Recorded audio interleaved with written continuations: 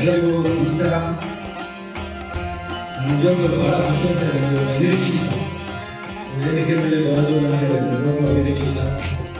ಅದರಲ್ಲೂ ವೆಂಕಟೇಶ ಸರ್ ಜೊತೆಗೆ ಹಿಂದಿ ಅಂತಾನೆ ಯಾಕಂತಂದರೆ ವೆಂಕಟೇಶ ಸರ್ ಅಂತಂದರೆ ಸಂಗೀತದ ಸಿದ್ಧ, ಅವರ ಗಾಯನ ಕೇಳುವುದು ಜೀವನದಲ್ಲಿ ಬಿಟ್ಟ.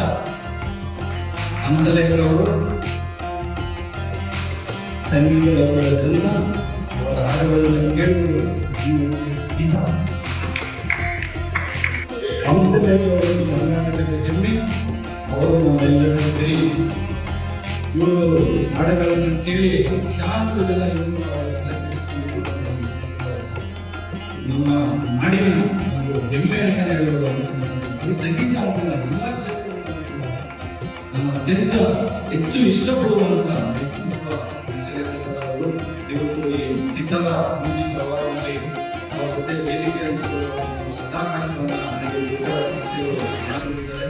ಚಿತ್ತರ ಸಂಸ್ಥೆ ಕಳೆದ 5 ವರ್ಷಗಳಿಂದ ಸಿನಿಮಾ ಮತ್ತೆ ಲೈಫ್ ಸ್ಟೈಲ್ ಜಗತ್ತಿನಲ್ಲಿ ತನ್ನದೇ ಆದಂತಹ ಸಾಧನೆ ಮಾಡಿಸಿರುವ ಮೊದಲ ಬಾರಿಗೆ ಮ್ಯೂಸಿಕ್ ಅವಾರ್ಡ್ ಆಯೋಜನೆ ಮಾಡಿದೆ.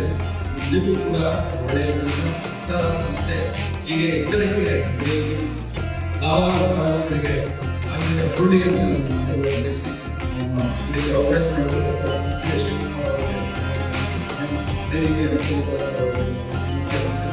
ಅವರು ಕೂಡ